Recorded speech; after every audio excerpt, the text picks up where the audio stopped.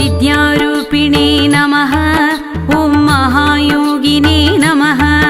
ॐ शुद्धज्ञानिने नमः। ॐ पिनाकधृते नमः। ॐ रत्नालङ्कृत सर्वाङ्गिने ॐ रत्नमौलये नमः। ॐ जटाधराय नमः। ॐ गङ्गाधारिणे नमः। ॐ अचलवासिने नमः। ॐ महाज्ञानिने नमः।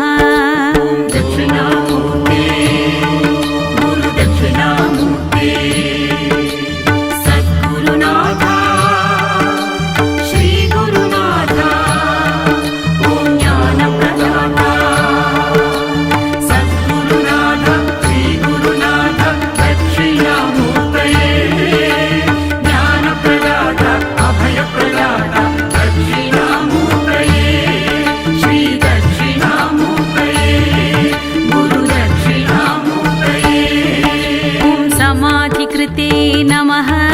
ॐ अप्रमेयाय नमः। ॐ योगनिधये नमः। ॐ तारकाय नमः। ॐ भक्तवत्सलाय नमः। ॐ ब्रह्मरूपिणे नमः। ॐ जगद्व्यापिने नमः। ॐ विष्णुमूर्तये नमः। ॐ पुरातनाय नमः। ॐ उक्षवाहाय नमः।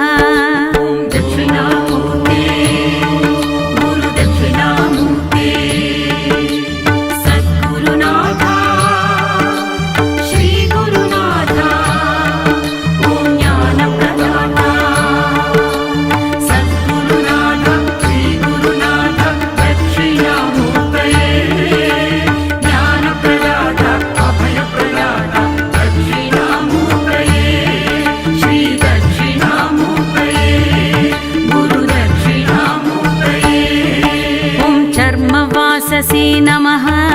ॐ पीताम्बरविभूषणाय ॐ मोक्षदायिने नमः।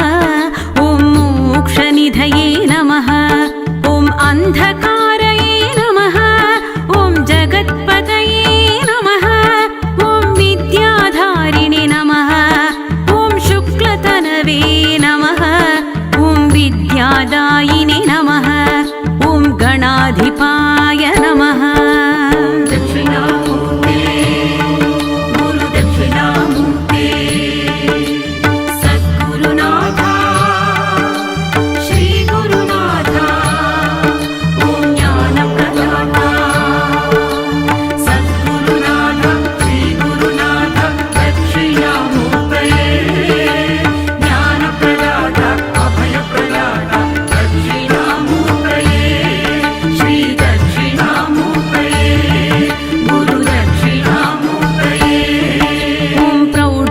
स्मृतिसंहत्रे शशिमौळये नमः।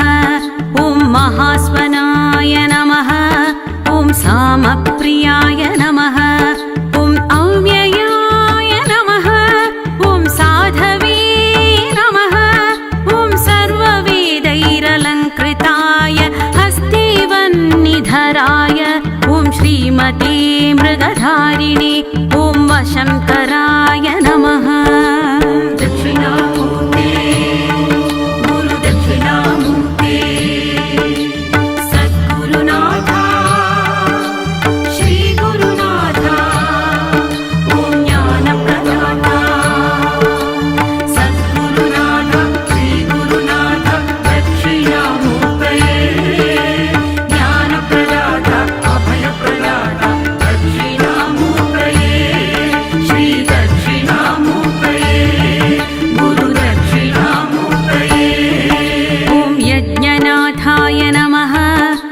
क्रतुध्वंसिने नमः।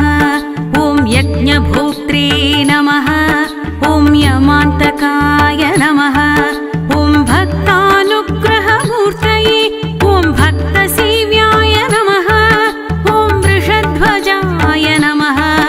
ॐ भस्मोद्धूलितसर्वाङ्गाय अक्षमालाधराय ॐ महते नमः।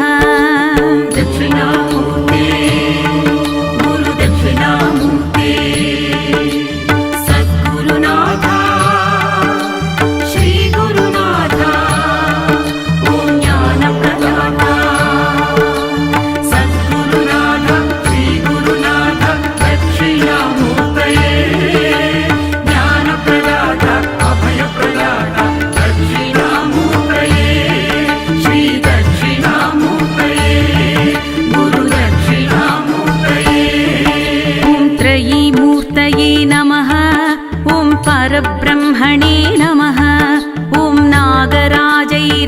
अलङ्कृताय शान्तरूपाय महाज्ञानिने सर्वलोकविभूषणाय अर्धनारीश्वराय ॐ देवाय नमः ॐ मुनिसेव्याय नमः ॐ सुरोत्तमाय नमः ॐ व्याख्यानदेवाय नमः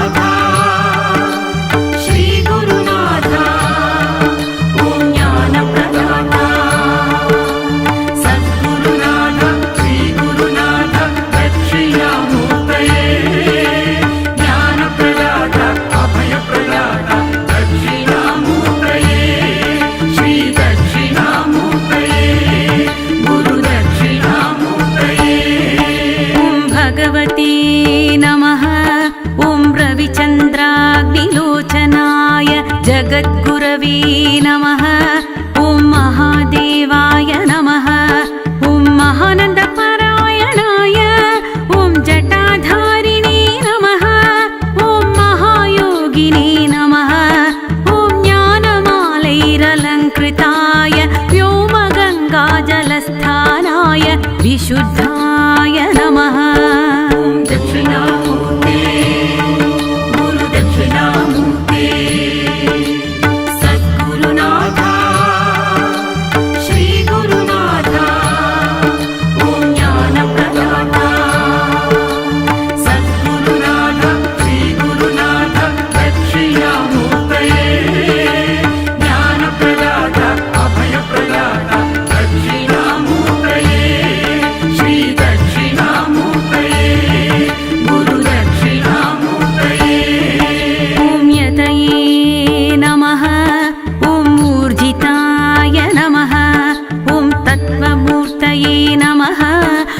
महायोगिने नमः ॐ महासारस्वतप्रदाय व्योममूर्तये नमः ॐ भक्तानामिष्टाय ॐ कामफलप्रदाय ॐ परमूर्तये नमः ॐ चित्स्वरूपिणे नमः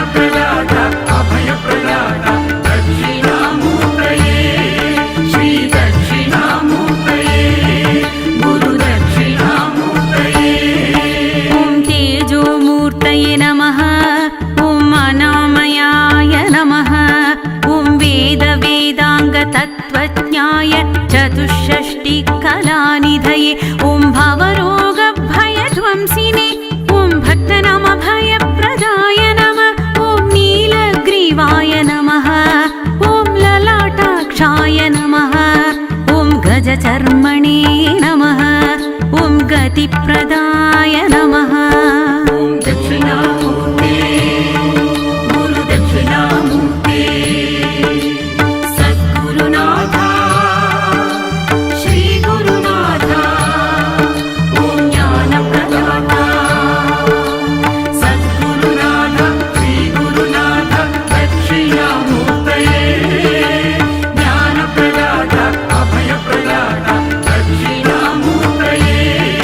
श्री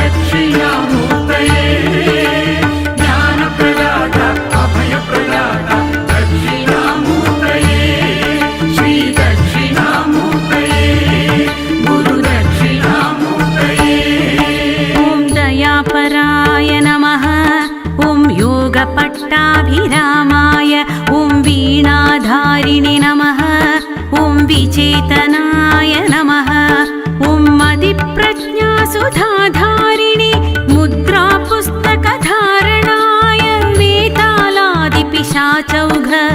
राक्षसौघ विनाशनाय रोगाणां विनिहन्त्रे ॐ सुरेश्वराय नमः।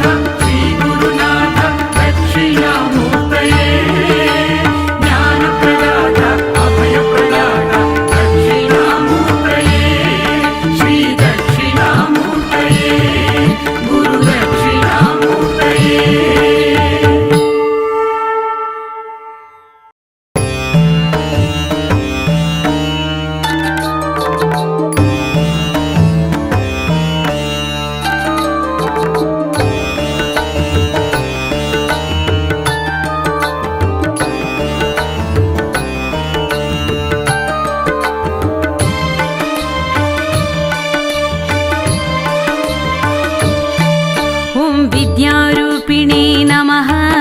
ॐ महायोगिने नमः। ॐ शुद्धज्ञानिने नमः। ॐ पिनाकधृते नमः। ॐ रत्नालङ्कृतसर्वाङ्गिने ॐ रत्नमौलये नमः। ॐ जटाधराय नमः। ॐ गङ्गाधारिणे नमः। ॐ अचलवासिने नमः। ॐ महाज्ञानिने नमः।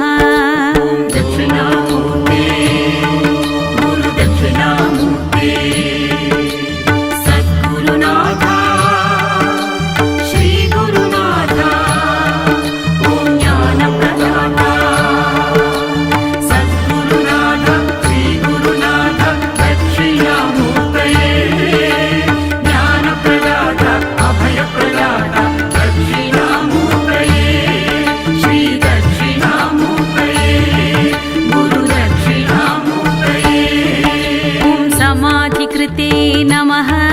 ॐ अप्रमेयाय नमः। ॐ योगनिधये नमः। ॐ तारकाय नमः। ॐ भक्तवत्सलाय नमः। ॐ ब्रह्मरूपिणे नमः। ॐ जगद्व्यापिने नमः। ॐ विष्णुमूर्तये नमः। ॐ पुरातनाय नमः। ॐ उक्षवाहाय नमः।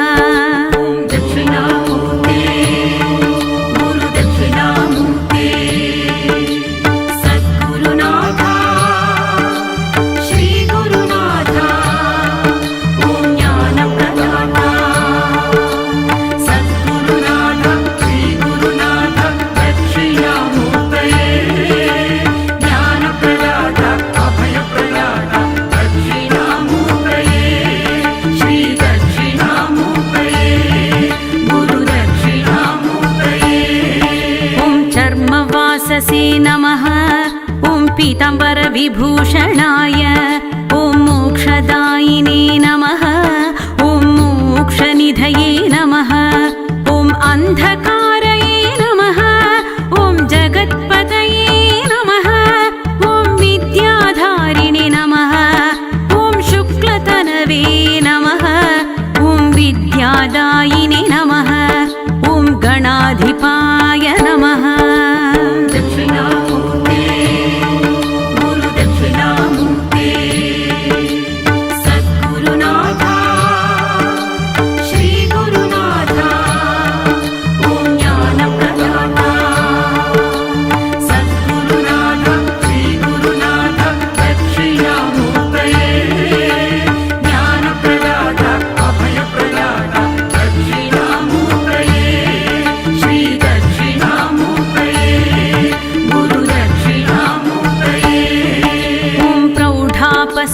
संहत्रे शशिमौलये नमः।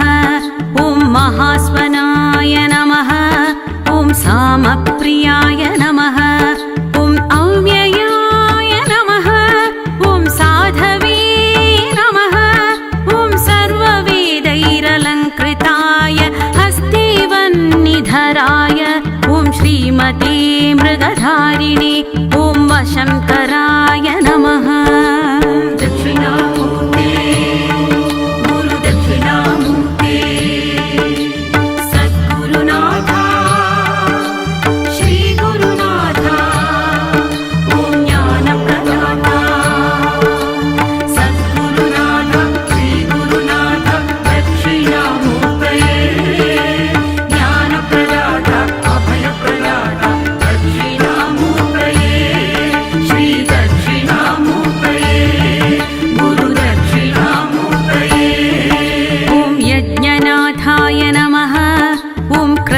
विश्वध्वंसिने नमः। ॐ यज्ञभोक्त्रे नमः। ॐ यमान्तकाय नमः। ॐ भक्तानुग्रहमूर्तये ॐ भक्तसेव्याय नमः। ॐ वृषध्वजाय नमः। ॐ भस्मोद्धूलितसर्वाङ्गाय अक्षमालाधराय ॐ महते नमः।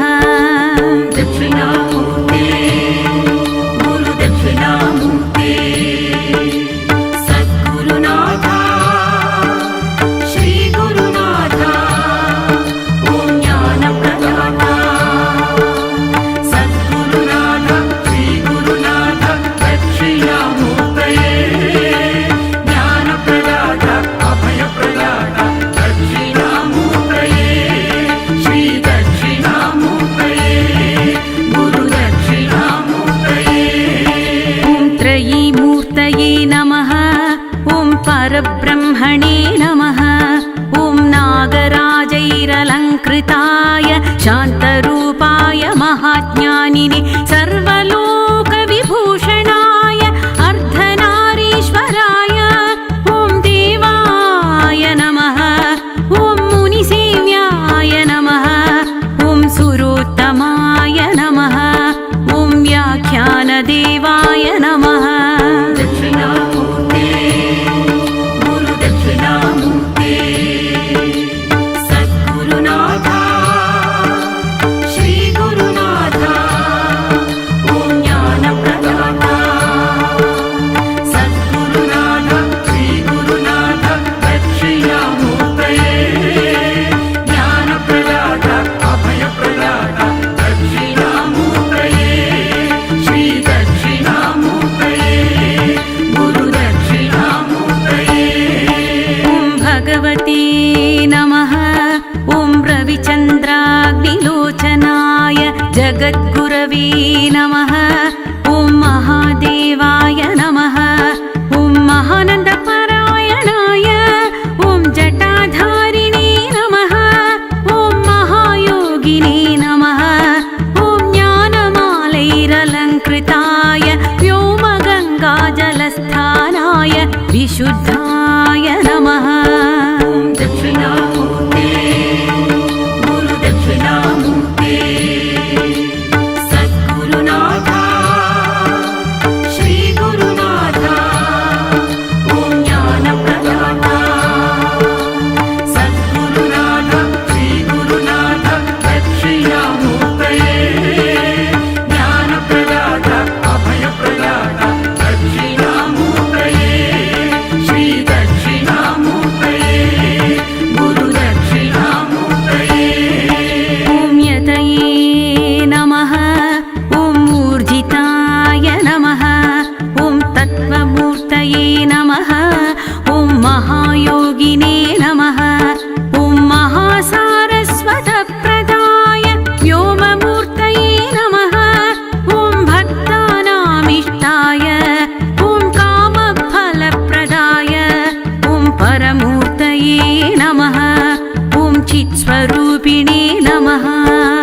दक्षिणामूर्ते गुरुदक्षिणामूर्ते सद्गुरुनाथ श्रीगुरुनाथ ॐ ज्ञानप्रदाता सद्गुरुनाथ श्रीगुरुनाथ दक्षिणामूर्तये ज्ञानप्रदाता अभयप्रदाता दक्षिणामूर्तये श्रीदक्षिणामूर्तये गुरुदक्षिणामूर्तये। ॐ तेजोमूर्तये नमः। ॐ अनामयाय नमः। ॐ वेदवेदाङ्गतत्त्वज्ञाय चतुष्षष्टिकलानिधये ॐ भवरोगभयध्वंसिने ॐ भक्तनामभयप्रदाय नमः। ॐ नीलग्रीवाय नमः। ॐ ललाटाक्षाय नमः। ॐ गजचर्मणे नमः। ॐ गतिप्रदाय नमः। दक्षिणामूर्ते गुरुदक्षिणामूर्ते सद्गुरुनाथ श्रीगुरुनाथ ॐ ज्ञानप्रदाता